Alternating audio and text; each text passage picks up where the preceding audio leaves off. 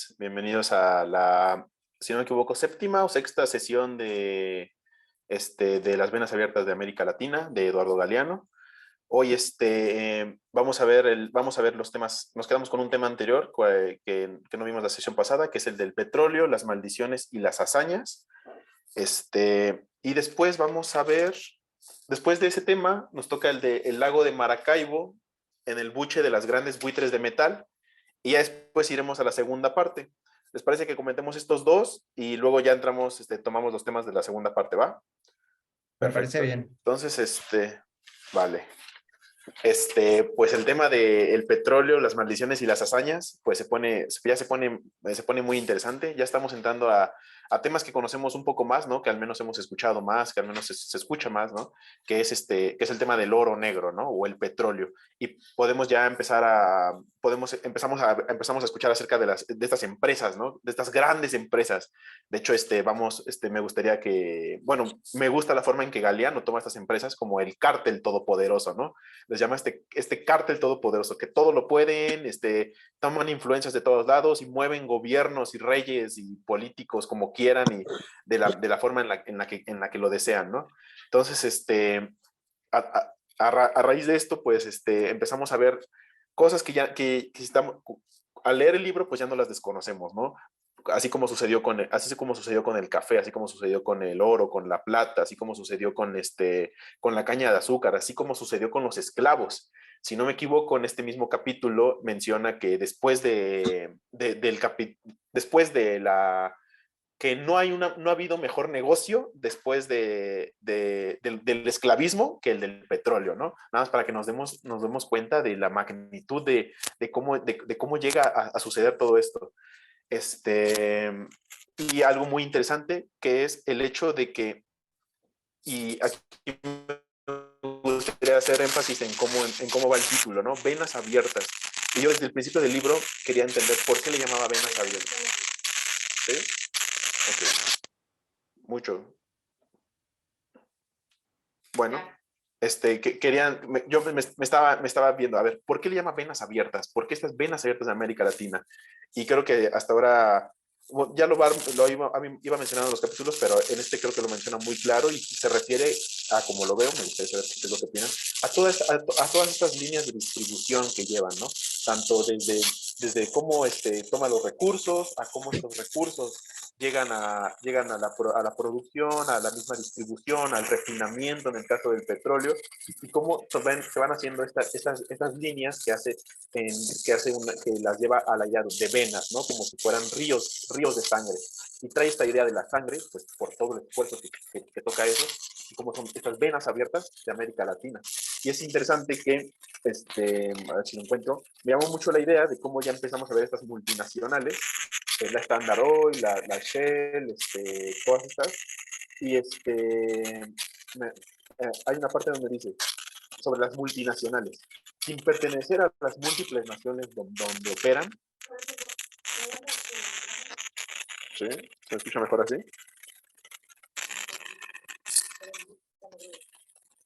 Ok, no pasa nada, ahorita ya les doy la palabra. Solo sobre las multinacionales y sobre cómo las multinacionales operan en todo el mundo, pero no son parte de las naciones donde estas operan y llevan todo este poder a los países centrales.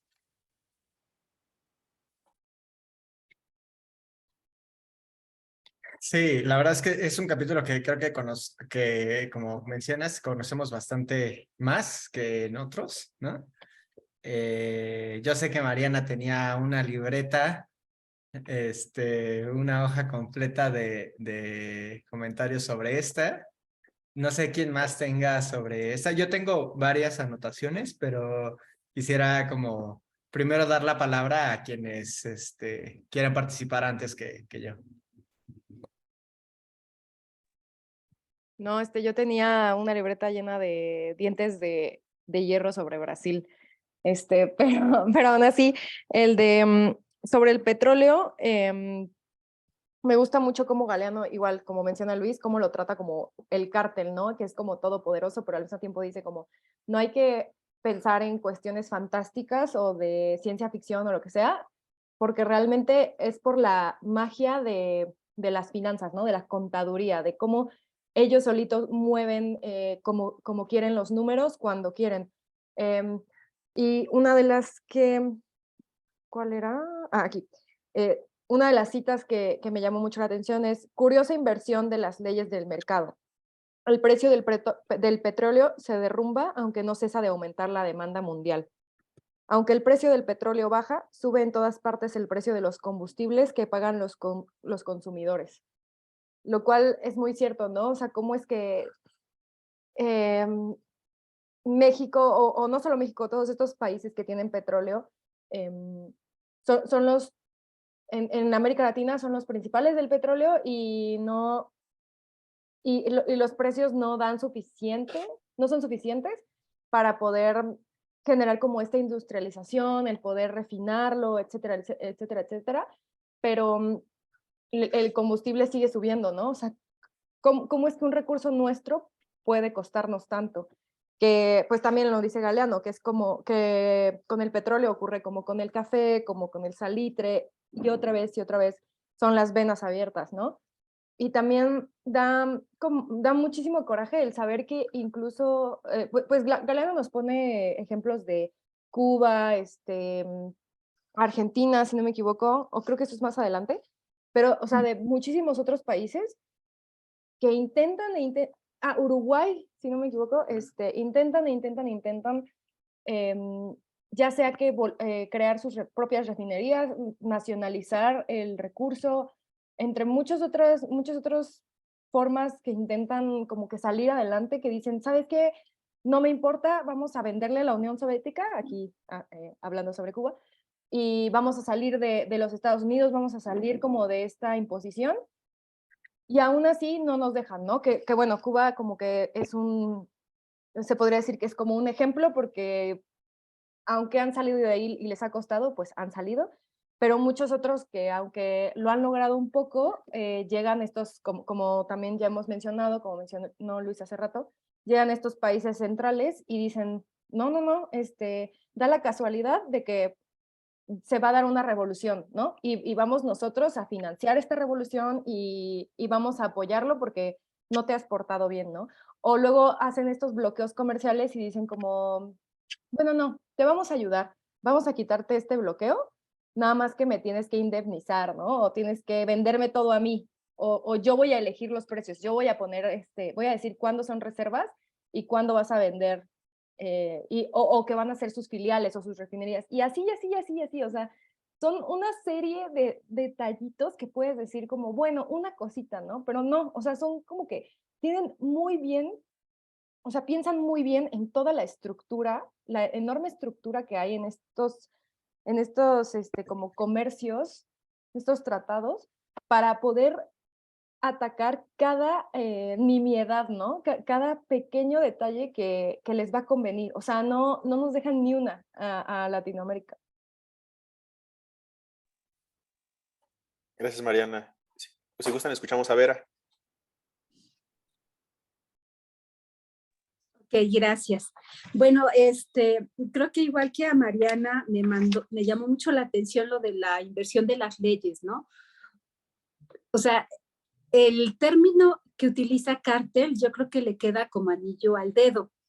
Y más ahorita que estamos viendo el cártel de Calderón y de Fox, ¿no? El Calderón sinaloense. El cártel de la corrupción a esos niveles y que no tiene naciones, tiene intereses, ¿no? Como dice acá, esas corporaciones multinacionales no pertenecen a las múltiples naciones donde operan. Son multinacionales más simplemente en la medida en que desde los 4 puntos cardinales arrastran grandes caudales de petróleo y dólares a los centros de poder del sistema capitalista, pero además es un sistema que, como aquí dice, acentúa las deformaciones estructurales de las sociedades que pone a su servicio. O sea, pervierte las reglas, eso que marcaba Mariana, ¿no? O sea, ¿cómo es posible que si el precio del petróleo se derrumba, no cesa de aumentar la demanda? O sea, eso es psicótico, ¿sí? o sea, finalmente. Y la otra parte, ¿no? Aunque el precio del petróleo baja, el combustible aumenta. Aquí señalaba yo el punto de las refinerías, porque me parece que es muy actual todo este tema, ¿no? Y es brutal el desangre que hicieron de Venezuela, o sea, realmente es actual.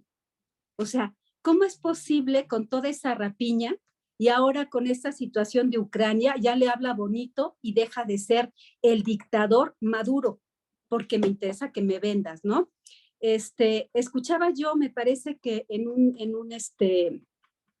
una conferencia de Jalife, no sé si lo conocen, ay, se me fue su nombre, pero es Jalife Ramé, es un geopolítico, analista mexicano, especializado y reconocido a nivel mundial, que decía precisamente, ¿no?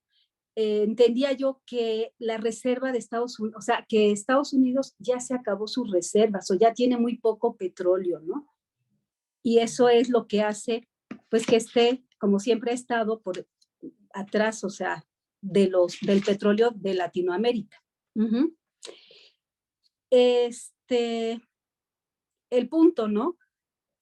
Ellos tienen refinerías porque ahí es donde está la ganancia. La materia prima la pueden sacar de sus propias fuentes, como hacía Estados Unidos. O sea, dejaba de producir, o sea, de explotar según su conveniencia. Pero el negocio era en las refinerías y en la distribución. Y es lo que aquí decía, ¿no? Que era una ganancia de 10-1. Pero además, la distribución, la refinación, el transporte, el procesamiento, todo eso corría por cuenta del país sede, digámoslo así. Y las ganancias se dividían al 10-1. O sea, era un robo en despoblado, ¿no? Creo que eso es, habla de Uruguay, habla de Argentina, habla incluso de Cuba, ¿no? Que decía, el conflicto era una prueba de soberanía y Cuba salió airosa. Y bueno, Cárdenas, pues también, ¿no? Finalmente aquí habla de la expropiación petrolera. Y la verdad es que yo creo que, vaya, escuché el video, vi el video que nos mandó José. Y la verdad es que a mí me endulza el oído escuchar una persona que es nacionalista, que es honesta, que es demócrata, en estos tiempos de esta brutal doble moral que podemos ver en una carta que hasta ahora presenta, o sea, hasta ahora abre la boca Calderón al decir que él luchó como nunca, como nadie, contra la delincuencia organizada. O sea, la verdad es que endulza el oído escuchar que hay tales personajes en nuestra historia, ¿no? Yo creo que el ejemplo de Lázaro Cárdenas, pues vale oro, ¿no? Finalmente. Yo por ahí encontré otro video de una entrevista que le hacen a Pedro Ángel Palou. No sé si lo conocen o han escuchado de él, es un escritor, me parece que poblano, no alcancé a checar bien el dato, pero él escribió un libro acerca de Cárdenas y acerca de otros personajes mexicanos. Pero bueno, yo vi la entrevista que le hace Paco Ignacio Taibo acerca de su libro Tierra Roja, me parece, sí, que es acerca de Cárdenas. Les recomiendo el video. Sí, creo que se los paso. Entonces, bueno, finalmente da gusto, ¿no? Escuchar que tenemos en nuestra historia ese tipo de personajes, ¿no? Y bueno, aquí menciona también, menciona muchos personajes que han estado luchando desde antes. Aquí decía que el cártel nació en 1928 y a la fecha, pues sigue de una u otra forma inactivo. Y tal pareciera que pues que Latinoamérica no se quiere dejar y todo el tiempo ha estado en lucha y ha y ha pagado con sangre el no querer ser sometido. Esa resistencia yo creo que ahorita está en un momento muy importante, ¿no? Porque a pesar de lo que decían, de que el petróleo es o sea, que ya debemos de pasar a las energías más limpias, etcétera, etcétera, Estados Unidos no cierra sus refinerías.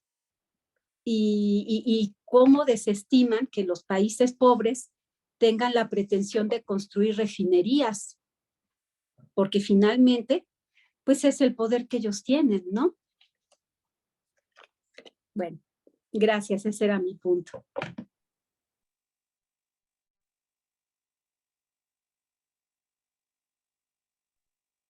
No te escuchamos, Luis, pero creo que le toca el turno a Ana. Sí, a mí también me llamó la atención, pues, lo que dice el autor, que su negocio es uno de los más monopolizados, ¿no? Impresionante que 3 empresas, ExxonMobil, Shell y Texaco, se dividieron el mercado mundial, ¿no? Y que pusieron filiales en los diferentes países de Latinoamérica con nombres distintos, pero finalmente el Standard Oil es la misma, ¿no?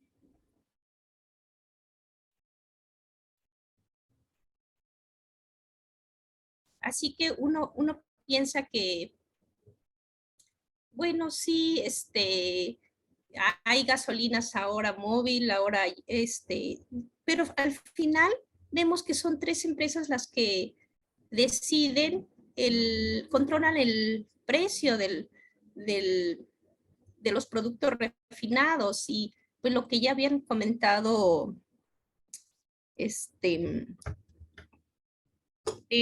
y creo que José, de que pues es muy triste ver que compran la materia, el crudo, bien barato, y los productos refinados los venden súper caros, ¿no?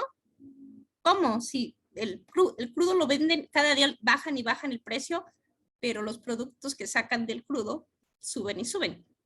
No tiene lógica. Ese era mi comentario.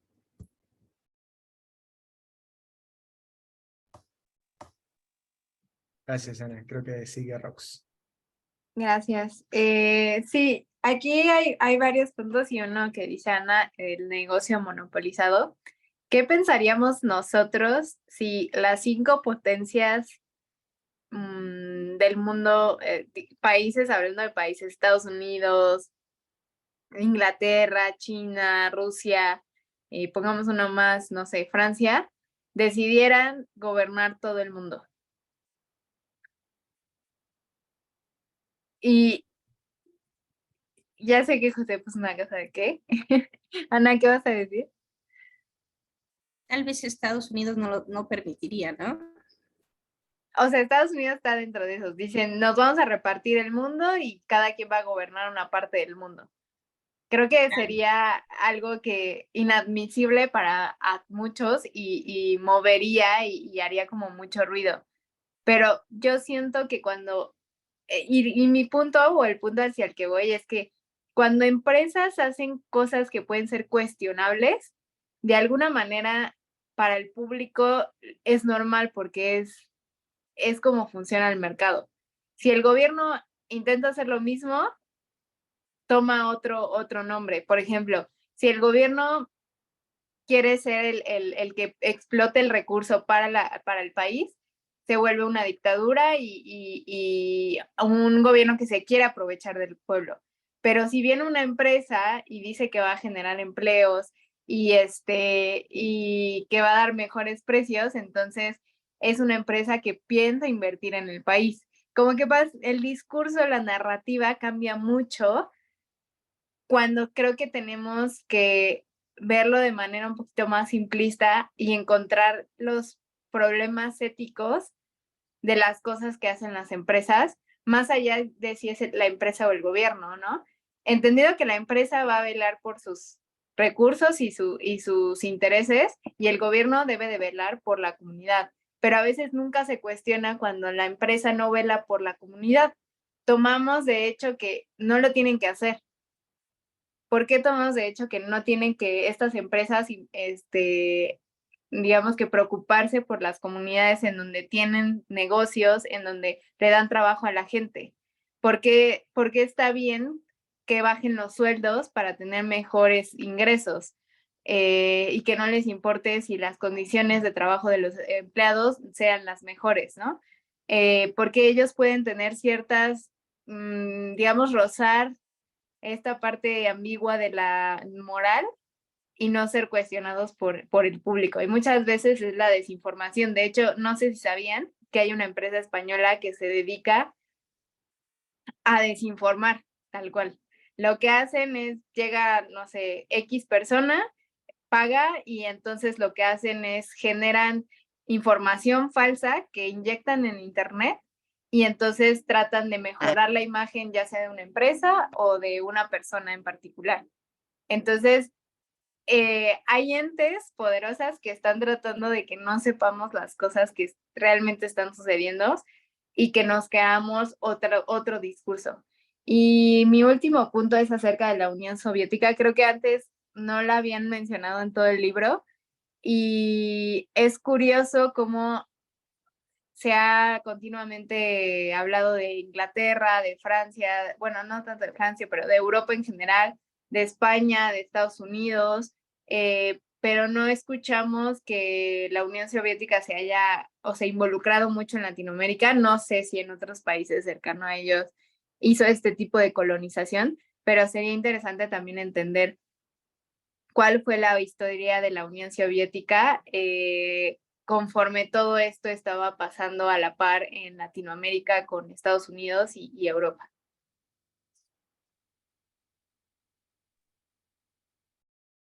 Gracias, Rox. Yo voy a solo mencionar 3 puntos rápido. El primero es sobre la ANCAP.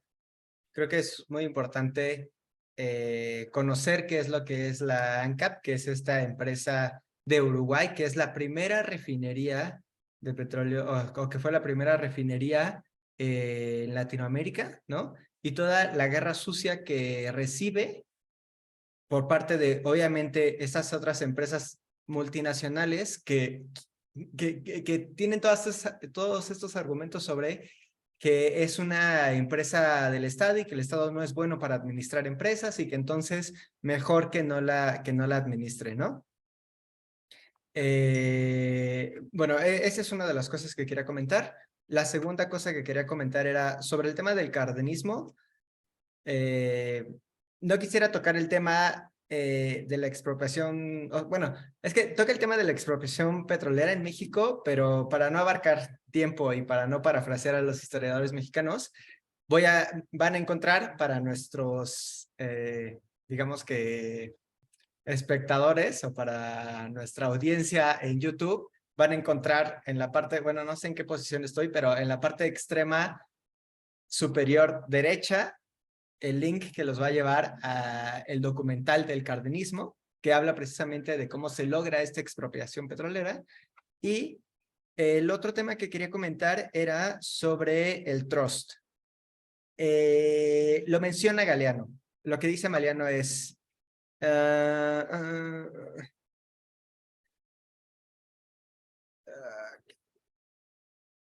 bueno, sí, también vamos a agregar un pequeño video sobre lo que es el trust, o por qué dice que abusos por el trust, pero para quien no sepa lo que es el trust, que dicho rápido es un tipo de colusión entre empresas para determinar precios del mercado y en este caso particular, las dos empresas que operan en Río de la Plata, que es un río que marca la frontera entre Argentina y Uruguay en una pequeña parte, están la British Petroleum y la British Gas, que a la fecha, si uno busca noticias sobre estas dos petroleras en Río de la Plata, siguen siendo un factor de bastante pelea, incluso para el desarrollo, por ejemplo, de Argentina, ¿no? Entonces, es algo que nos sigue tocando. La verdad, yo no tenía ni idea de dónde está el Río de la Plata.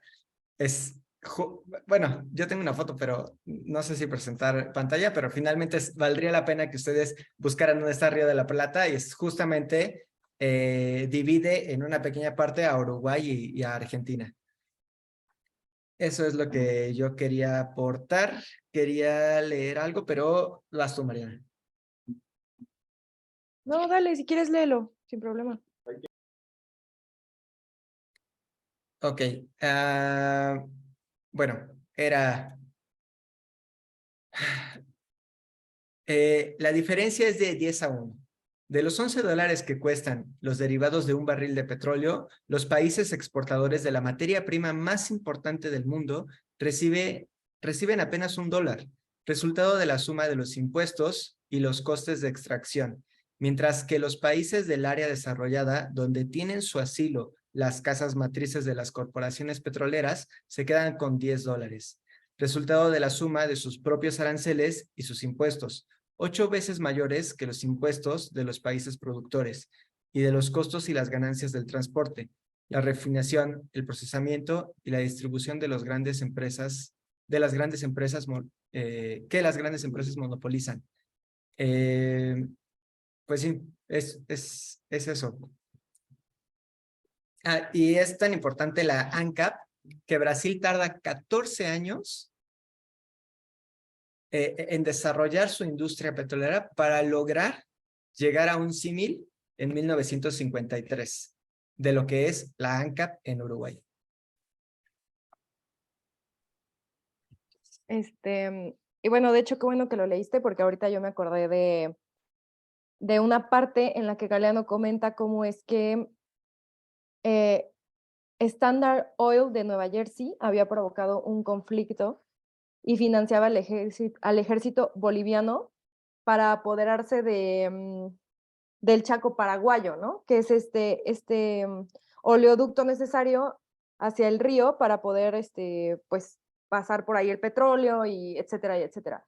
A lo que voy con esto es como son, incluso hasta quiero citarlo, ¿no? Era una disputa entre dos empresas, enemigas y a la vez socias dentro del cártel, pero no eran ellas quienes derramaban la sangre. Y quería mencionarlo porque ¿cómo es que son enemigas como para agarrarse de los recursos, pero son socias porque pues están dentro del cártel y además toman como las mismas medidas, ¿no? Les dicen tanto a los paraguayos como a los bolivianos como, esto es su territorio, luchen por ellos, vamos por el Chaco paraguayo y peleemos por lo que les pertenece. Cuando realmente no les pertenece, o sea, solo les pertenece como por el nombre, pero quien los está controlando son estas mismas empresas. Lo cual me hizo pensar en lo que lees, ¿no, José? De cómo todo lo que se genera, aunque es nuestro, termina en manos de alguien más. Y bueno, ya solo quería mencionar también esta frase que seguramente a nosotros mexicanos nos dolió, o no sé, pero cuando leí Pemex Petróleos Mexicanos, la empresa creada en 1938 para hacerse cargo de toda la producción y el mercado, es hoy la mayor empresa no extranjera de toda América Latina. Y dice, es hoy, pero ya no es hoy para nosotros. Entonces, ¿ahora qué sigue? Ahora estamos con este problema del litio, ¿no? Y muchos otros.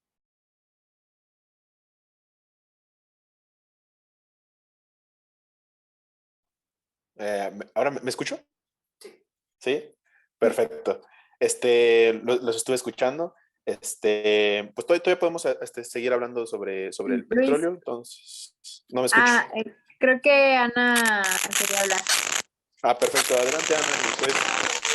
Perfecto, adelante Ana.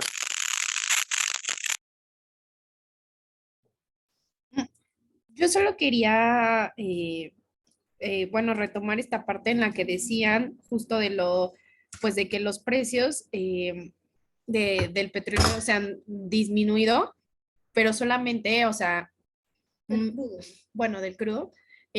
Recordar que justo es en esta época en la que existen este grupo pequeño de empresas que concentran la producción de petróleo cuando surge la OPEP como un grupo de países que buscan enfrentar pues como esta guerra de, bueno, es pues que no hay como esta competencia leal en precios y en cantidad. Entonces justo se unen los mayores productores de petróleo, entre ellos México, buscando equilibrar la oferta y la demanda, ¿no? Que al final hoy en día la OPEP ya no es como tan... sus miembros más importantes, Venezuela y Arabia Saudita y ¿qué otra? Bueno, sobre todo Venezuela, su situación económica le ha hecho perder como posición y sobre todo porque antes eran un grupo de países que podían enfrentar a Estados Unidos, ¿no? Y que lo enfrentaron en los primeros años, pero que ahora, incluso cuando tuvieron estas negociaciones AMLO y la OPEP de que buscaban reducir la cantidad de, obviamente reduciendo la cantidad de volumen o bueno, sí, de crudo, se aumentan los precios, ¿no? Entonces se buscaba que en México y que llegaran a un acuerdo los países de la OPEP para que se mejoraran los precios del petróleo, porque, o sea, fue justo después del COVID, ¿no? Entonces, con los años se ha visto que los países que siempre tienen que reducir sus volúmenes son los países, pues los países latinos, pero nunca Estados Unidos. Al contrario, Estados Unidos, comparado con los años 70, es el país el único que ha mejorado sus volúmenes de petróleo y esto porque la tecnología le ha permitido llegar a áreas que antes no podía llegar, ¿no? Con como zonas como como de perforación De o como aguas profundas, ajá, ¿no? como aguas profundas y que Estados Unidos les hace como llegar a un acuerdo a los países de la OPEP, como pasó justo con AMLO, de que buscaban reducir a 400 barriles diarios, bueno, reducir 400. Al final AMLO solo aceptó 100, pero justo AMLO está siguiendo esto porque busca una línea de donde el petróleo pues es como importante para él. Entonces, no se busca reducir la oferta de petróleo porque con eso obviamente van a incrementar los precios, ¿no? Bueno, ese era mi comentario.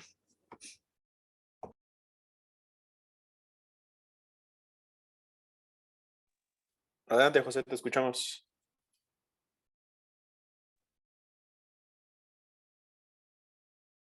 Sí, saben, pensaba leer un pequeño pedazo porque creo que vale la pena que quede simplemente en la grabación. Es sobre esta guerra sucia que emprende estos cárteles que son parte del trust, ¿no? El trust, entiéndase como un tipo de alianza para controlar el mercado.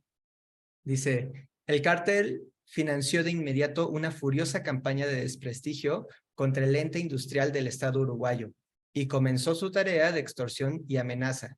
Se afirmaba que en el Uruguay no encontraría quien le vendiera las máquinas y que se quedaría sin petróleo crudo, que el Estado era un pésimo administrador y que no podía hacerse cargo de tan complicado negocio.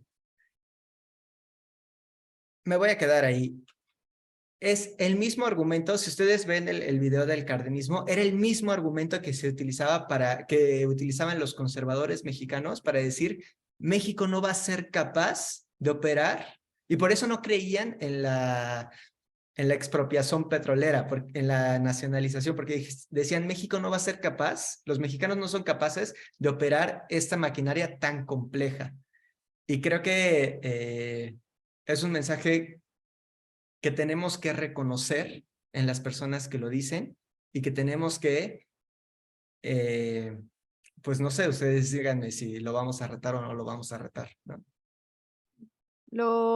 Lo malo aquí, una de las cosas malas es que aparentan tener razón en el que no vamos a poder, porque sucede en lo que hemos venido comentando, ¿no? A lo largo del libro, que una vez que logramos dar un paso hacia adelante, llegan otros países y no sé, convocan una revuelta, le llaman dictador, generan cualquier tipo de cosas que nos hacen parecer que no aguantamos, ¿no? Cuando realmente es que no nos dan chance. No les conviene darnos chance.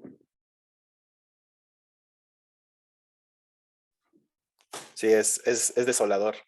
Bueno, ¿les parece si pasamos al siguiente capítulo? En el siguiente capítulo, que el nombre es El lago de Maracaibo en el buche de los grandes buitres de metal. Aquí Galeano, pues, ya nos habló del petróleo, pero ahora nos va a poner un ejemplo preciso, ¿no? Un ejemplo que sucede en Maracaibo y se refiere, pues, se refiere a Venezuela, ¿no? Él empieza mencionándonos que para cuando él escribe el libro en 1970, Venezuela es el mayor exportador de petróleo y que cerca de casi la mitad de las ganancias de los capitales norteamericanos que sacan de América Latina vienen de Venezuela, ¿no? Y aquí me gustaría mencionar unas dos citas que nos van a poner un poco de contexto en el capítulo, y son, hablando sobre el lago de Maracaibo, ¿no? Estas aldeas modernas, tristes de nacimiento, pero a la vez aceleradas por la alegría del dinero fácil, han descubierto ya que no tienen destino. Aquí Galeano usa algunos términos que podríamos decir que se ponen en contraposición, como la idea de aldeas modernas, ¿no? Como que vienen del nacimiento y vienen para decirnos lo que ya nos ha dicho en los otros capítulos acerca de, ya sea en el Cerro de Potosí, ya sea en las tierras de Brasil acerca de la caña de azúcar, ya sea de todas estas urbes, como sucedió en Zacatecas, como sucedió en Guanajuato, de que encuentran un nuevo recurso que explotar, esa ciudad llega mucha gente, prolifera de alguna forma y rápido cae, ¿no? A diferencia de lo que nos presentó cuando nos presenta las 13 colonias americanas, y pues este es otro ejemplo, pero esta vez con lo del petróleo. Aquí también me gustaría mencionar otra cita que ya va un poco más al final, ya para darles la palabra, y habla acerca de qué es lo que sucede después de que ya llegó a su decadencia esta zona, ¿no? Y habla sobre la gente que ahora es buzo. Dice, el buzo que se sumerge y corta los tubos de tuberías y los vende como hierro viejo, ¿no? Y también hace referencias a los esqueletos de casas. ¿Cómo quedan estos esqueletos de las refinerías? ¿Cómo quedan estos esqueletos de los grandes buitres de metal, ¿no? Que se refiere a la maquinaria que se usa para perforar y extraer el petróleo, ¿no? Y cómo todo esto queda y la gente que queda se quedan para tratar de sacar lo máximo que puedan de todo aquello que se quedó, ¿no? Como si recolectaran huesos. Adelante, Ana, te escuchamos.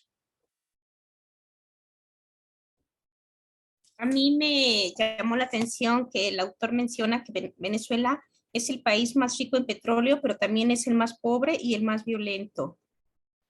Que en los años 70, a pesar de su reducción a nivel mundial de la participación de exportación de petróleo, que Estados Unidos obtenía casi la mitad de sus ganancias de todo, principalmente de Venezuela, que la población venezolana crecía de manera acelerada y el sistema multiplicaba las necesidades artificiales para ocultar las necesidades básicas de la población.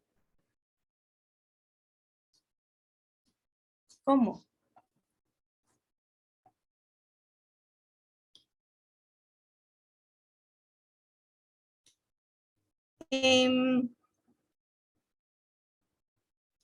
Dice que Venezuela cae en una dependencia alimentaria, en una dependencia donde depende de Estados Unidos para producir, pues principalmente granos, ¿no? Que yo creo que es algo que pues, México también sufre, ¿no? O estamos sufriendo, estamos dependiendo de mucha exportación de granos. Ese era mi comentario. Gracias, Ana. Me suena mucho a lo que busca hoy Estados Unidos con Ucrania, ¿no? Busca de nuevo estas relaciones. Y pues como ellos sacan tu producto y te venden sus productos, ¿no? Regresamos a lo de los países centrales y periferia. Gracias. Te escuchamos, José, adelante. Sí, estoy de acuerdo. Es una relación extraña. Bueno, para no repetir lo que comentaba Ana, voy a hablar sobre 4 puntos rápidos. La primera es mencionar necesariamente lo de las concesiones, lo absurdamente ofensivo que es que el reparto a las empresas extranjeras fue tan grande que incluso estas empresas a su máxima capacidad no lograban explotar cuatro de las 5 partes o de las 5 zonas que tenían concesionadas, ¿no? Dentro de Venezuela. O sea, las concesiones estaban, aunque no las fueran a explotar en ese momento, ¿no? A ese nivel era el reparto de las concesiones de la derecha venezolana. Y aquí toca un tema interesante y yo quisiera plantear algo, una pregunta que creo que se conecta con esto, pero va un poco más adelante, porque lo que yo escribía era la extraña tendencia que relaciona la eficiencia de los procesos maquinizados y la automatización con el despido masivo, porque hace referencia de este despido masivo y del crecimiento de las ganancias y de la producción. Pero creo que es como un asesino que mata con una pistola y que todos vemos el problema en la pistola, ¿no? Cuando realmente la automatización o la mecanización o la industrialización no nos conviene a nosotros como países en desarrollo o en vías de desarrollo, enemistarnos con la industrialización y entonces migrar a lo artesanal, porque entonces seguimos en este proceso, en esta idea, o sea, más bien seguimos compitiendo con nuestras manos versus máquinas que lo hacen 20, 30 veces más rápido y ahora incluso probablemente que mejor, ¿no? Es el punto de, o sea, no nos confundamos, no es la industria el problema, no es que se industrialicen los procesos o que se automaticen, es para qué utilizan esa industria, ¿no? Claro, o sea, bien podríamos utilizar esta industrialización para trabajar 4 horas al día, ¿no? Pero como la finalidad no es mejorar la calidad de vida del hombre, sino tener la mayor ganancia, entonces reducen la plantilla de las personas, ¿no? Entonces, es muy importante identificar estos falsos enemigos, ¿no? Bueno, así lo veo yo.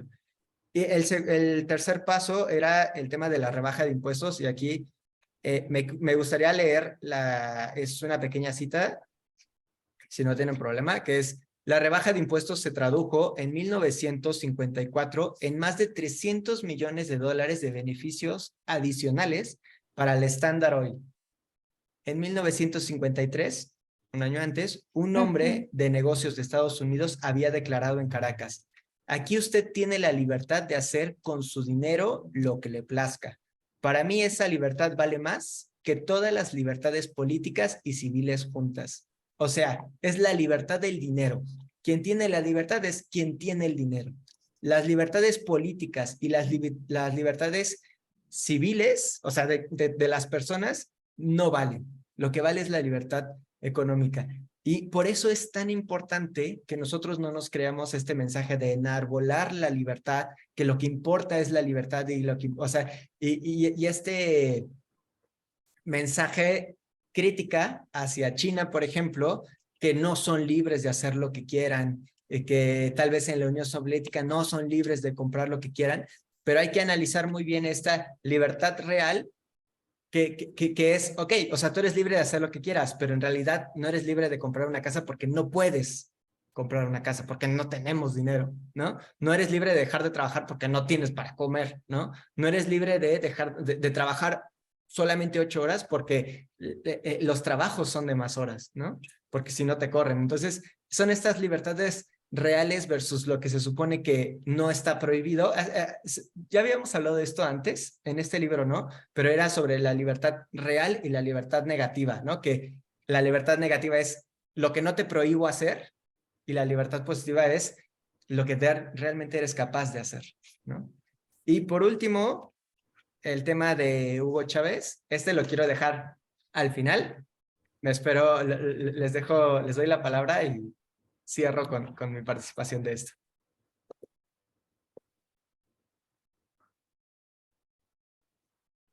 Gracias, José. Sí, la romantización de la libertad, ¿no? y aparte, bueno, hasta dónde llega la libertad bajo la capacidad material que tenemos de ella, ¿no? Te escuchamos, Rox. Sí, justo iba a citar esa parte que leyó José por el tema de libertad y libertinaje, ¿no? Entonces, creo que a veces confundimos esos dos términos y olvidamos que la libertad conlleva cierta responsabilidad ética. Entonces, creo que cuando le damos la libertad de hacer con su dinero lo que le plazca, ¿qué implicaciones tiene que una persona pueda hacer lo que con el dinero, con lo que le plazca, ¿no? Y creo que a veces olvidamos analizar esa parte. Olvidamos o no queremos o es preferible no saber por qué. Y creo que es importante recordarlo todos, qué implicaciones tiene la libertad de hacer con el dinero lo que se nos plazca. Y también que algo que leyó José fue la rebaja de impuestos que se tradujo en 300 millones de dólares de beneficios. Y esto es algo muy común en cualquier país. Un ejemplo es México. México, hay una entrevista del Chamuco, que es un medio de comunicación, que dejaremos el video por aquí. No sé por qué se ríe, pero así se llama de verdad. Y entrevistan a Raquel Buenrostro, que es secretaria de Hacienda, que ahora es la actual secretaria de Economía, y ella habla sobre su experiencia de llegar al SAT y encontrarse con grandes contribuyentes que pagaban nada de impuestos y el desafío que tuvo de regresar y decirle, le debes tanto a Hacienda, ¿no? Más allá de ir por el mexicano promedio que recibió una renta de 3,000 pesos y no pagó su impuesto, era estos grandes contribuyentes, sobre todo empresas que no están acostumbradas a pagar. Entonces ella decía, y es un ejemplo porque no recuerdo el número, 160 millones. Y llegaban y dice, lo veían como un tema de caridad, de, bueno, te voy a dar 50 millones.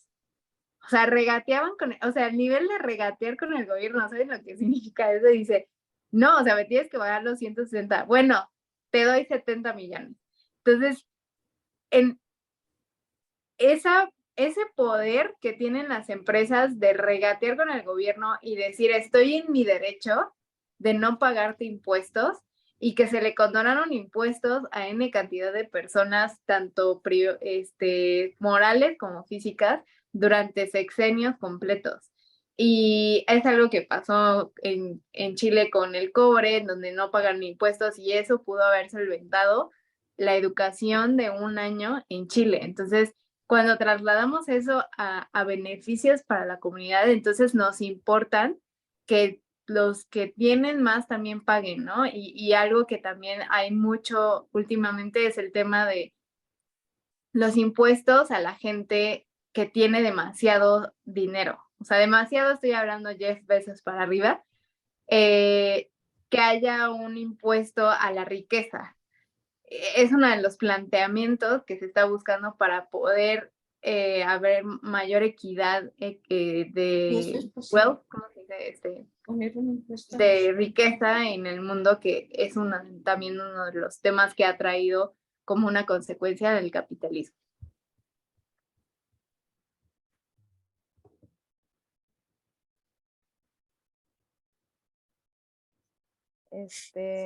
Estoy teniendo un poquito de fallas con la señal, espero no cortarme mucho. Pero bueno, yo más que un comentario en general, quería hacer más bien mención de algunas citas, algunas frases, algunas palabras que vienen en los mismos párrafos y oraciones que pueden parecer incluso contradictorias solo escuchándolas unas con otras. O sea, pero quiero hacerlas mención porque es como el impacto que quiero dejar en esta sesión, en este video, para dar como este vistazo general a esta sección, ¿no? Y bueno, empiezo con cómo es que ganancias y esclavos están en la misma oración.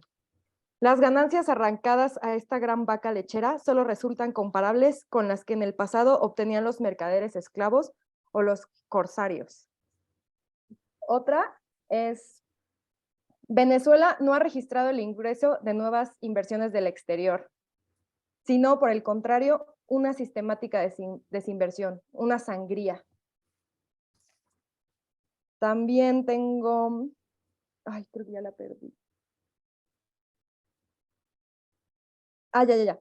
Mientras tanto, los costos de extracción del petróleo van bajando en línea vertical porque cada vez las empresas ocupan menos mano de obra. Y luego, el petróleo coexistía con latifundios tradicionales. Gómez extraía acciones petroleras de sus bolsillos y su gente favorita vendía concesiones. Había tráfico de concesiones.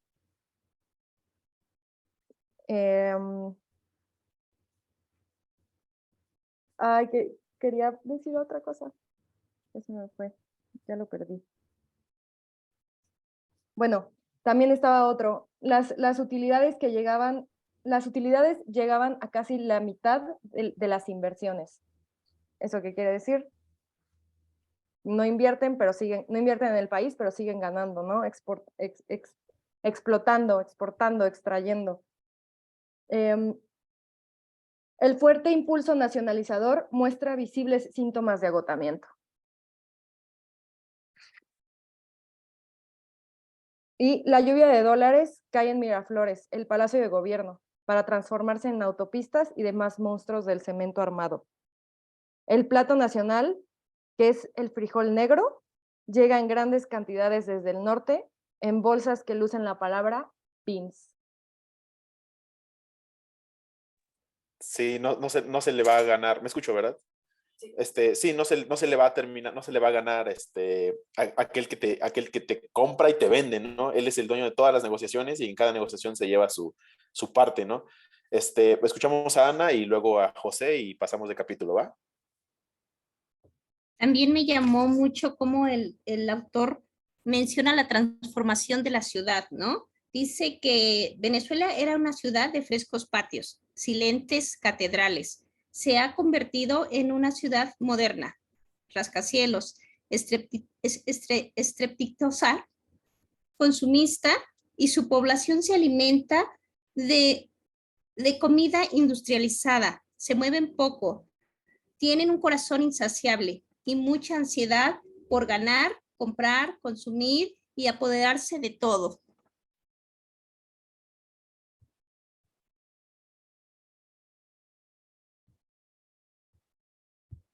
Ese era mi comentario.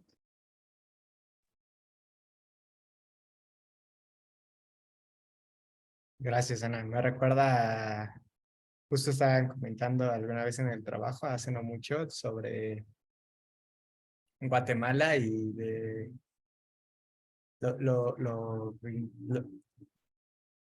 digamos que lo americanizada que estaba y cómo había cosas, moles muy bonitos y muy grandes y residenciales muy caros, pero todos se mueven en coche.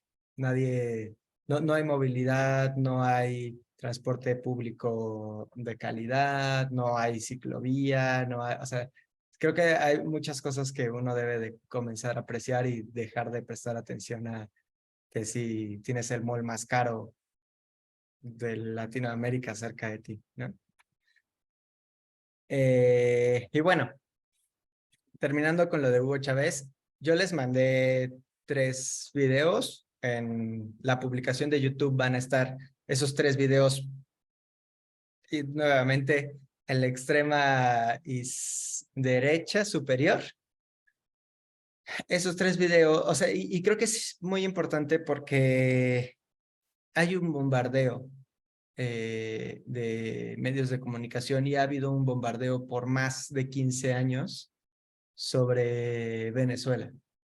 Y ahorita es un tema bastante difícil y creo que es muy difícil que encuentres a alguien que diga, no, es que Venezuela lo hizo bien o Venezuela lo está haciendo bien, ¿no? Casi nadie que yo conozca está a favor de lo que pasó y lo que ha pasado y lo que sigue pasando en Venezuela. Yo los invito a que vean estos documentales, los invito a que vean que conozcan a este extraño, muy extraño dictador que incluso por la UNESCO fue reconocido. Bueno, en realidad se reconoció a Venezuela, pero Venezuela en los gobiernos de Hugo Chávez, por ser Venezuela un territorio libre de analfabetismo. Cuando creo que lo menciona en el libro Eduardo Galeano, el tema del analfabetismo, no recuerdo si da una cifra, creo que no, pero en el 2, bueno, no, que es 17 menos 12. Ok. En el 2005, la UNESCO declara a Venezuela territorio libre de analfabetismo. Para que la UNESCO haga eso, el analfabetismo en el país debe de ser de menos del 4%, ¿sí? Para que se den una idea, México, de acuerdo al INEGI, tiene un índice de analfabetismo de 4.6, me parece. 4.7%. Estamos hablando de 4.4 millones de personas que no saben ni leer ni escribir en México en 2020. Venezuela en el 2005 había liberado a Venezuela del analfabetismo. Y, ojo, el porcentaje de analfabetismo para declararse libre de analfabetismo es de 4%, pero Venezuela tenía 1% de analfabetismo con los gobiernos de Hugo Chávez. Y Hugo Chávez da las gracias a Cuba porque dice, esto se hace bajo un programa que se llama Misión Robinson, me parece. Ahorita les confirmo. Sí, Misión Robinson. Y dice, la Misión Robinson no habría sido posible sin la estrategia de alfabetización de Cuba, porque Fidel Castro estuvo apoyando bastante a Venezuela sobre este tema. Y un dato súper rápido, ya que ustedes leyeron lo de Salvador Allende, Hugo Chávez sufrió un golpe de estado enorme y Fidel Castro le llama, porque Fidel Castro era bastante allegado a Hugo Chávez y le dice, tú no eres Salvador Allende, tú no puedes morir en este golpe. Y entiéndase que en un golpe de estado es extremadamente difícil, cortan todas las líneas de comunicación. O sea, estaban obviamente por matar a Hugo Chávez y de verdad les invito a que vean los videos. El pueblo, muchísima gente, millones de personas salen a las calles a pedir que regrese Hugo Chávez y afortunadamente no lo mataron, afortunadamente tuvo la posibilidad de sobrevivir y de no ser otro Salvador Allende.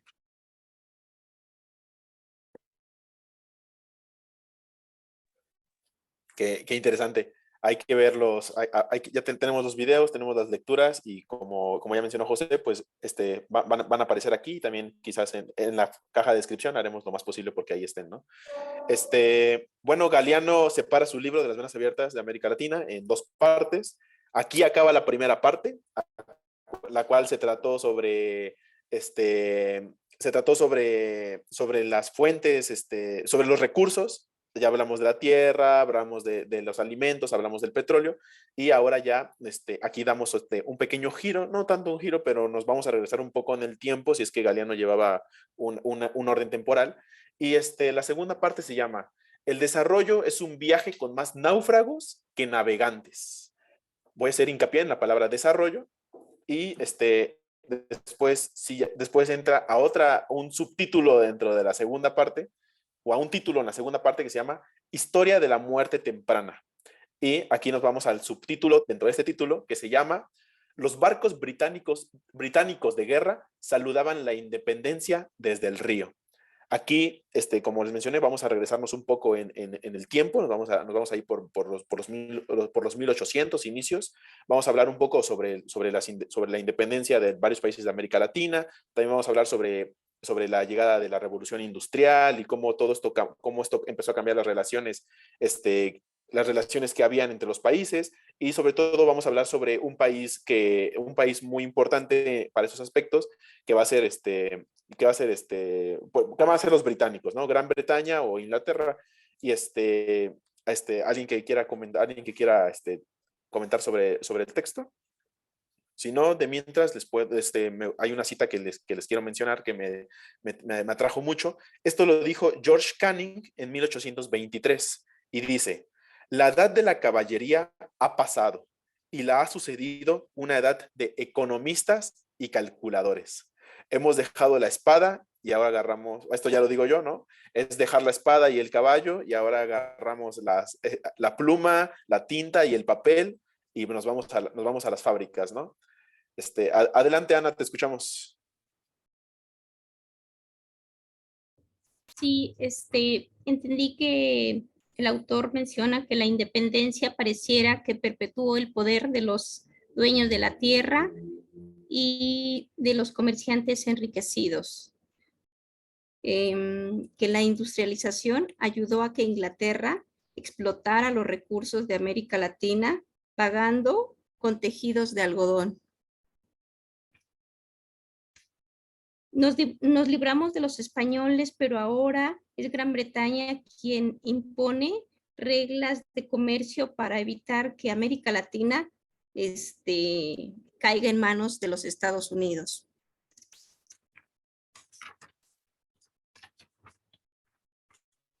Solo eso.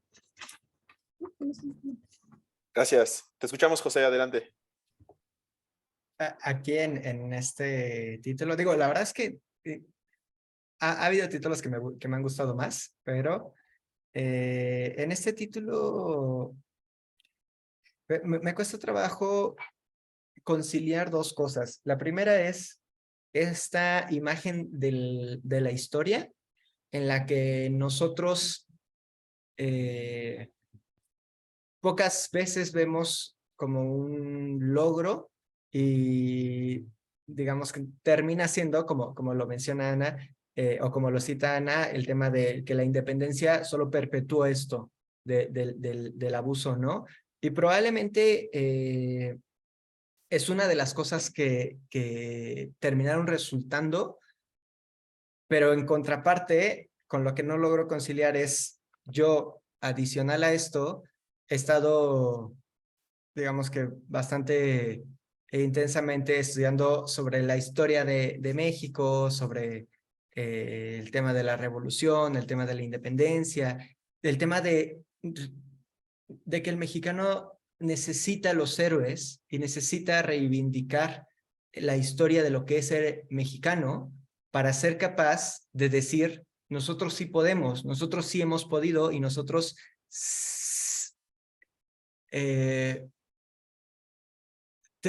tenemos que, digamos que seguir ciertos ejemplos, ¿no? Ciertos héroes que lo han logrado, ¿no? Y que han logrado ciertas cosas bastante interesantes. Entonces, me cuesta trabajo. Yo creo que aquí, por lo menos como mexicano, ¿cómo es? Matizaría estas palabras, ¿no?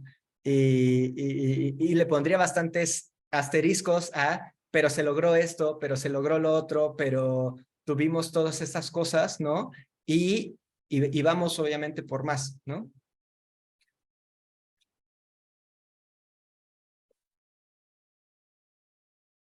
Gracias. Hablando, Adelante, adelante.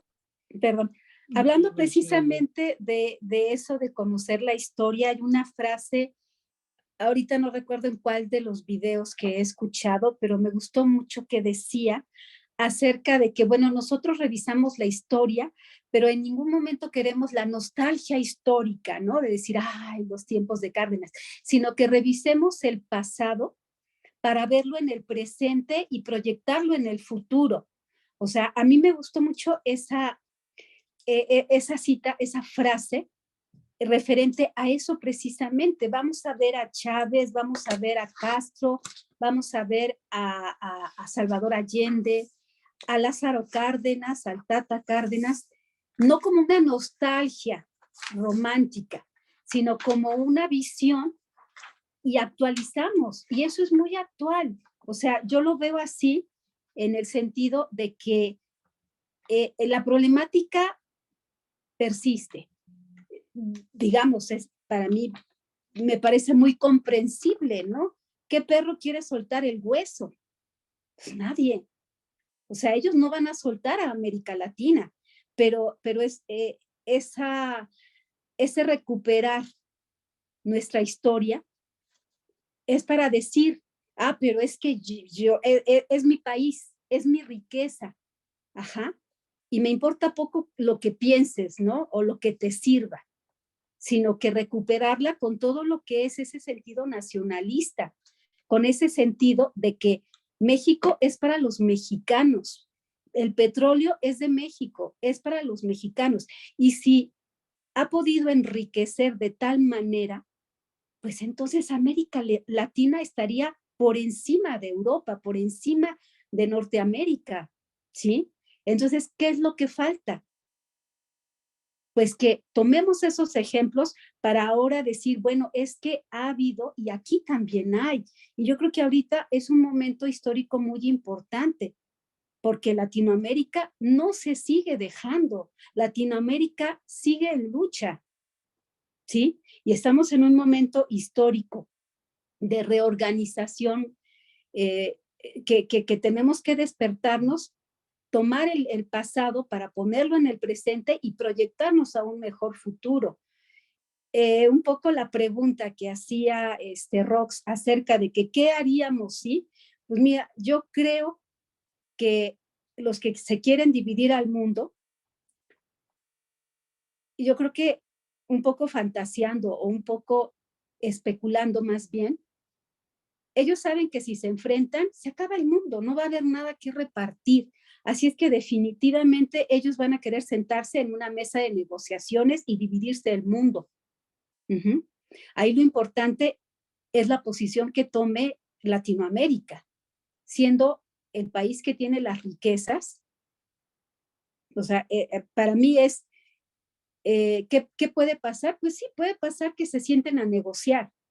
Y en esas negociaciones, yo pienso que Latinoamérica tiene que levantarse y ponerse bien lista para que no sea un botín de nadie, para que si va a haber una negociación, sea con dignidad, un poco tomando el ejemplo de Cárdenas, ¿sí? Estaba viendo ahí el momento de la expropiación petrolera, él dijo, se la jugó, ¿no? Ahorita están pues en la antesala, en la guerra, y entonces como que no van a tener mucho tiempo para hacerme la guerra, ¿no? Y se la jugó y fue buena la apuesta, ¿no? Entonces, ¿qué pasaría? Pues que tenemos que recuperar el valor de ser latinoamericanos y el valor y la creencia, digámoslo así, de que la riqueza es nuestra. Y no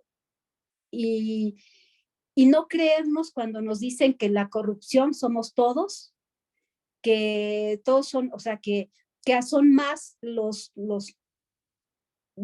que están del otro lado, ¿no? ¿Cuál es el otro lado? El lado de los rapaces, el lado de los que si no tranzas no avanzas.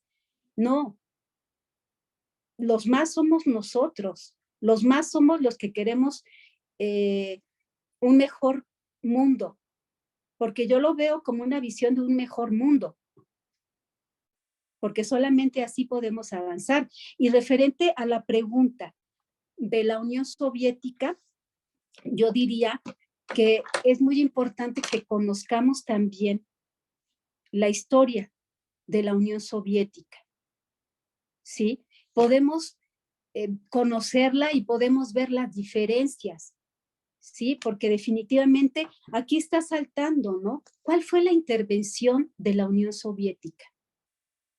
Aportar. Por lo menos yo así lo entendí.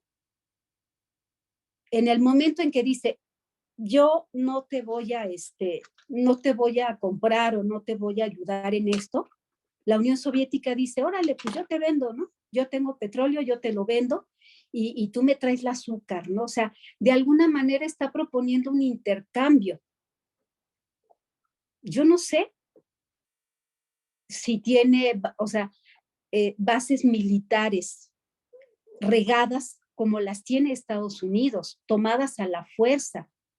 Entonces, en esa, o sea, mi comentario a esa pregunta es importante conocer esa historia para poder dar una respuesta, ¿no? Yo podría decir, a mí me parece que la Unión Soviética tenía un espíritu de universalidad, ¿no? De una convivencia pluricultural. Entonces, yo ahí lo dejo, ¿no? Esa sería un poco mi comentario. Gracias.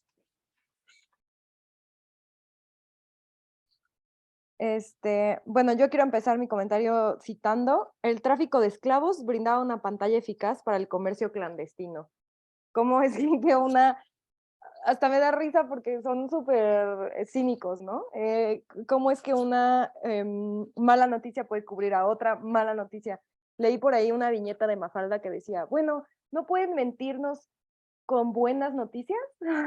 Porque puras malas, ¿no?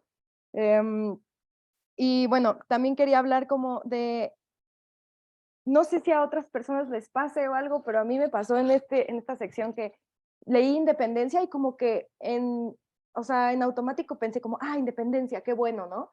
Pero a lo largo que fui leyendo, me di cuenta que tal vez tengo otro sesgo más, ¿no? En el que pienso como la independencia es buena, pero no si tomamos en cuenta como todo el contexto, todo lo que conlleva una independencia, ¿no?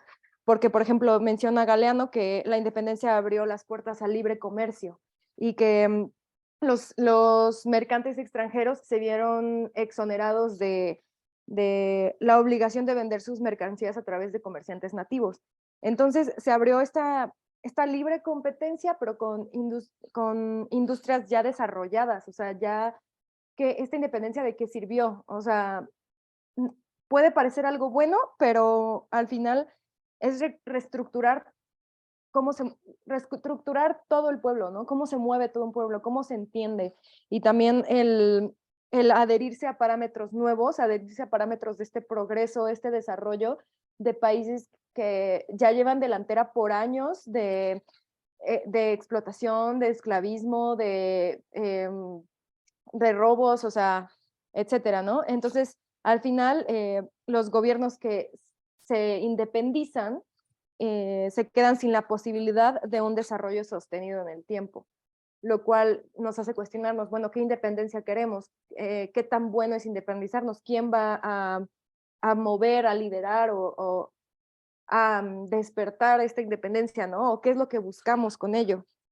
Y bueno, quería también citar un pequeño párrafo. El comercio libre enriquecía a los puertos que vivían de la exportación y elevaba a los cielos el nivel de despilfarro de las oligarquías ansiosas por disfrutar de todo el lujo que el mundo ofrecía, pero arruinaba las incipientes manufacturas locales y frustraba la expansión del mercado interno. Esto me sonó a ahorita, o sea, me sonó a hoy, es lo que sigue sucediendo. Me suena incluso hasta gentrificación, ¿no? Entonces, ¿qué tan independientes somos? ¿Qué tanto queremos inclinarnos a eso? ¿Qué tanto queremos seguir siendo parte de nuestros vecinos de arriba, ¿no? Por ejemplo. Sí, ese giro a la idea de la independencia es muy interesante, ¿no? Y cómo los demás países, sobre todo Inglaterra, veían esta anticipada ruina, ¿no? Que podían tener los países nacientes, ¿no? Adelante, José. Bueno, aquí te voy a robar el micrófono, Luis, solo para comentar algo aquí y conectar de una vez con el título de las dimensiones del infanticidio industrial, que honestamente creo que va bastante, o sea, fácil pudo haber sido un solo título, creo yo, porque va muy relacionado, habla más o menos de lo mismo, Y bueno, el primero es, y perdón que lo diga Mariana, pero yo creo que es algo parecido al tema de enemistarse con la industrialización o de enemistarse con la automatización, ¿no? Nuevamente, o sea, la independencia creo que fue vital, porque pasas o sea, ok, y justamente lo menciona aquí, ¿no? Dice, creo que el general Abercrombie, creo que se llamaba, decía que era mucho más fructífero, rentable, ya no atacar o ya no invadir con ejércitos, sino ahora hacerlo con mercancías, ¿no? Ahora es el momento de de estas empresas y de la era de la economía y de la inversión a través de la economía. Sí, es cierto, pero tenemos que ver también de dónde venimos, de que no hay soberanía, de que ni siquiera podríamos ver por nosotros mismos. Aquí el mexicano o el latinoamericano independizado tiene la capacidad de decidir si le da acceso o no al libre comercio, tiene la capacidad de decidir sobre su nación, ¿no? Ya es una nación. Sin independencia no sería una nación, ¿no? Entonces, o sea, entiendo el punto de, bueno, o sea, lo que está reflejando Eduardo Galeano es, bueno, sí, nos independizamos, pero realmente no fue una independencia, tan fructífera, porque finalmente llega a Inglaterra a dominarnos con el comercio, ¿no? Y a colonizarnos de esa manera. Pero tenemos la capacidad, tenemos margen de maniobra, ¿no? Tenemos la capacidad de decir, no vamos a comprar esto. Y creo que me sonó mucho a mí y el que sigue, a lo que pasa, por ejemplo, con China, ¿no? Y al poder industrial que tiene China y cómo China a través de la industria logra crecer y logra desarrollarse y logra sacar de la pobreza a una cantidad enorme de chinos, ¿no? Y digo, o sea, finalmente el modelo de China, el modelo económico y el modelo de gobierno socialista es muy peculiar e interesante. A mí me encantaría también eventualmente proponer un libro para entender más de qué es lo que pasa en China, ¿no? Porque creo que estamos muy bombardeados con esta idea pues americana de Oriente, ¿no? De lo que es Oriente y de lo que significa China, pero creo que es muy interesante. Y bueno, eso es lo que quería mencionar al inicio. Y solamente comentar este tema de los textiles, de la importancia de la industria de los textiles y nuevamente de la industrialización y de que tenemos que retomar muchas cosas de eso, ¿no? De retomar las grandes industrias que se pudieron comenzar a desarrollar en México en este caso y entender por qué es muy importante tener cierta preparación técnica para hacer esto, ¿no? Para poder producir en el país.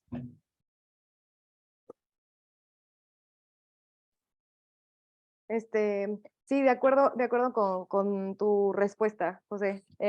Solo quería mencionarlo porque me llamó la atención como estos comentarios que decía Galeano, ¿no? Y por eso menciono que es como hacia dónde, o sea, después de la independencia, que claro que tiene sus cosas buenas, hacia dónde queremos llevarlo, cuáles son las leyes, ¿no? Como antes mencionábamos también en capítulos anteriores, no sirve de nada nacionalizar, no sirve de nada independizarse, la revolución, etcétera, si no vamos a cambiar las leyes, si no vamos a seguir con esta reestructura o estos incluso valores y principios, ¿no?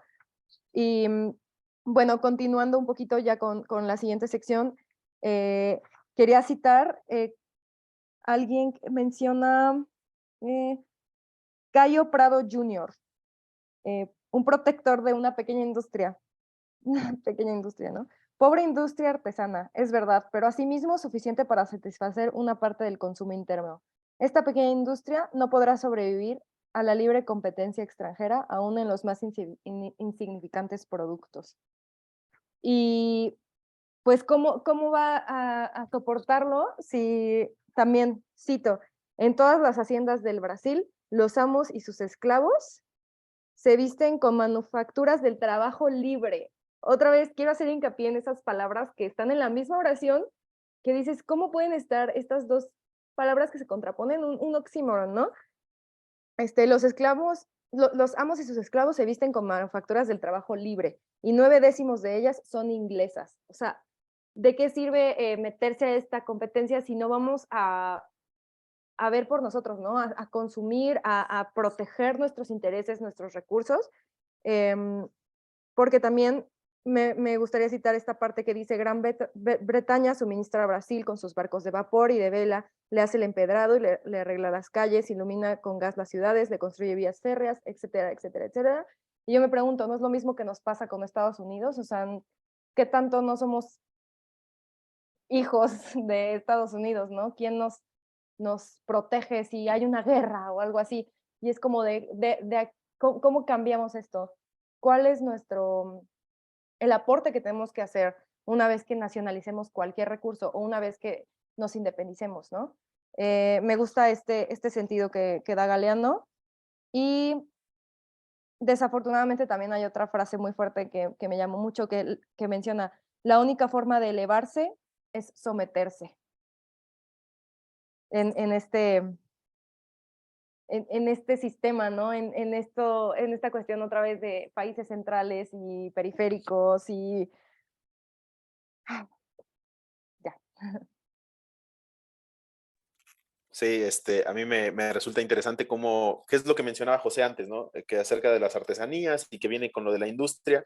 Y pues no me gustaría dejar pasar cuando hablan sobre los telares y en general lo que produce América Latina y lo que puede llegar a vender al mundo. Y cómo llegan las personas de Manchester, los empresarios de Manchester, de Cardiff, no sé qué, Swansea, no sé qué otros lugares dice, y cómo llegan, ven cómo hacen los productos y los comienzan a hacer allá en Inglaterra, ¿no? Pero pues con industria, claro, tienen industria, tienen maquinaria, tienen todo esto, y empiezan a venderlos pues a 3, no, creo que es una relación de 3 pesos, de 3 a 10 pesos, ¿no? Algo así va a ser una relación, y pues se quedan sin posibilidades los latinoamericanos de poder vender sus productos que, bueno, nosotros todos tenemos este romanticismo con la artesanía, ¿no?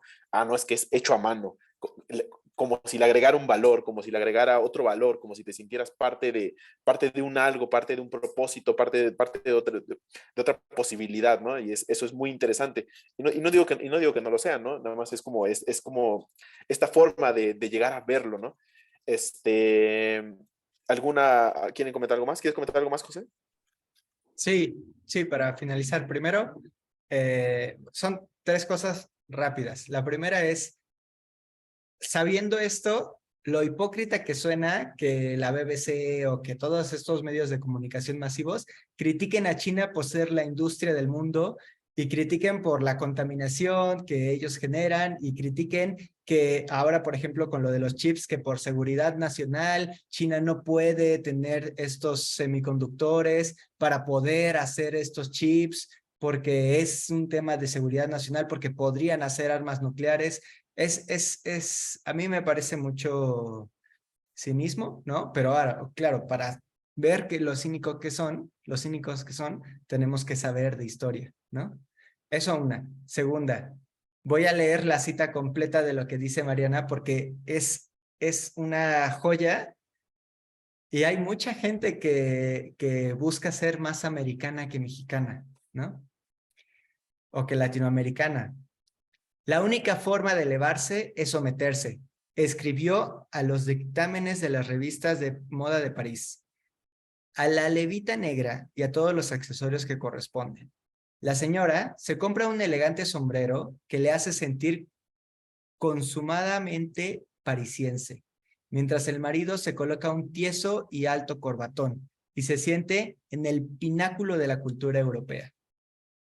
Siempre, o sea, nuevamente esta oligarquía tratando de degradar esta identidad mexicana, en lugar de enarbolar y crear algo con identidad, lo que buscan es pertenecer a un lugar donde no pertenecen y fingir, ¿no? Yo creo que es esto de fingir. Y la tercera cosa que iba a comentar se me olvidó por completo. Entonces, Yo iba a decir, sí, es fingir y seguir derrochando y derrochando, pero ni siquiera dentro del país, o sea, sino otra vez como a esto, a París, ¿no? A donde quieren ser parte y donde viven que lo olvidan, o sea, es mejor la apariencia, esta máscara constante. sí. La relación era de 7 a 3, la que mencionabas tú, Luis, pero sí.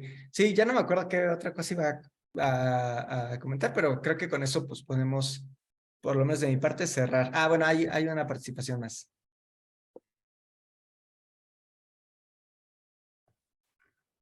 Yo solo quería recalcar justo esto que decías, de que a veces, o sea, incluso obviamente me incluyo, preferimos comprar como cosas de que, ay, no, es que está hecho en México, no, seguro me va a salir mal.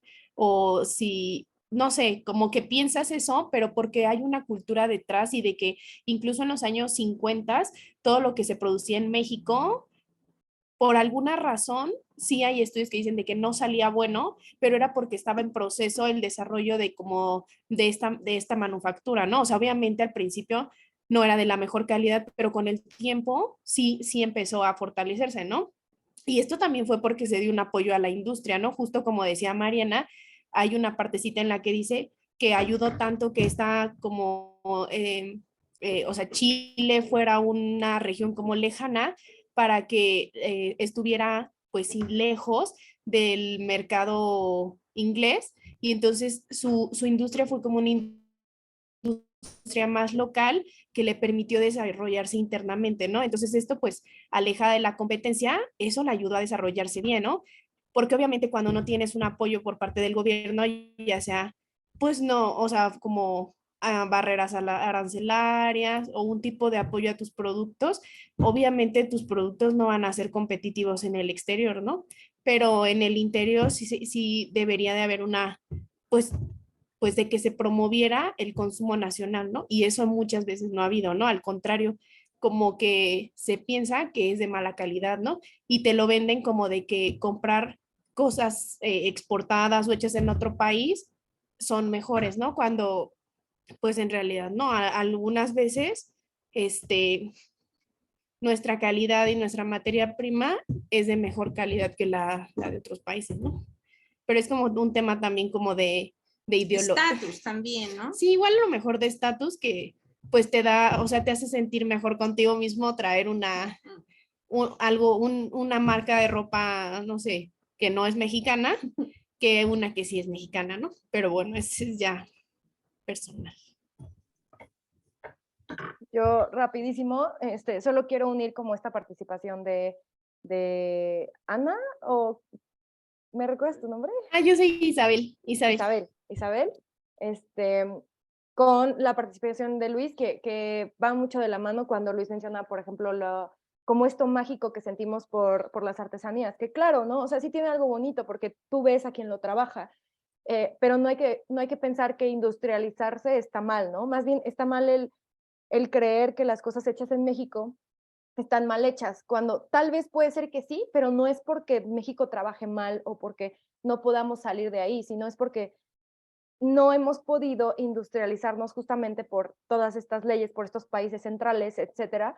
Entonces es más como motivar a así, consumir local, a seguir impartiendo leyes que protejan nuestros recursos, a bajar estos aranceles, etcétera, para poder ver estas artesanías, aunque sea ya unido a la industria, pero que ahí pues ya la artesanía, la palabra artesanía pues entraría en debate, pero a lo que voy es, imagínense que estas personas que antes veíamos que vendían en la calle y que vimos cómo con sus manos hacían esta magia artesanal, ya puedan trabajar decentemente, ya puedan recibir estos salarios, seguirse protegiendo por las leyes y ya México sea un país industrializado, pero no en el sentido de explotar a otros países incluso o explotarse a sí mismo, sino ya ser competencia mundial, ¿no? Entrar en este mercado de industrialización, pero con recursos propios y que las ganancias, las utilidades también se queden en estas manos que hacen esta magia de artesanía o de industria, como se vaya a ver, ¿no?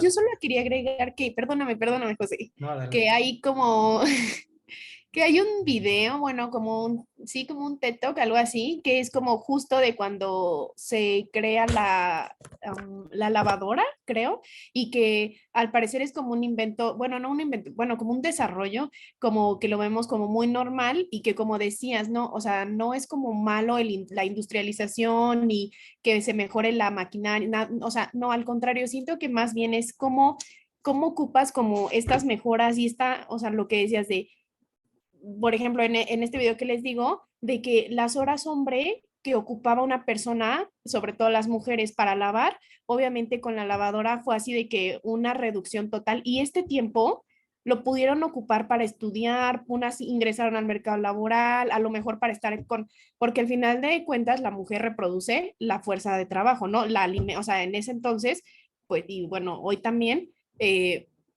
casi que, o sea, que podían ocupar ese tiempo en eso, ¿no? Entonces, antes, pues, no sé, lavar la ropa era de que 10 horas y después con la lavadora te ocupaba pues a lo mejor 2 horas y el resto podías ya ser tú dueño de tu tiempo, ¿no? Y entonces era justo lo que decías, de que más bien es como al final decides invertir esto que te da o este fruto del desarrollo tecnológico en mejorar como, pues no sé, en aprender o lo que sea, pero sí, no, para nada siento que como que la culpa sea de la industrialización.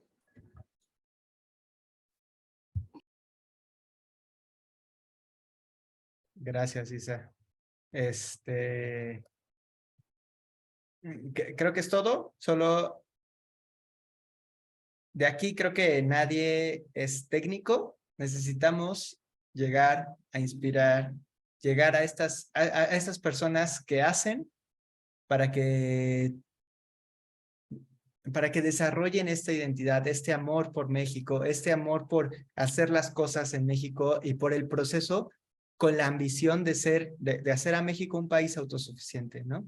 Entonces, por eso es tan importante este club de lectura, por eso es tan importante la difusión. No nos interesa para nada monetizar absolutamente nada, nos interesa llegar, difundir, contagiar este tema, ¿no? Así que los invito a eso. Luis, te dejo para que des las palabras de cierre, por si quieres dar algo y nada, gracias. Va. Gran sesión, me gustó mucho, me gustó que hubo bastante participación, tratamos los temas, al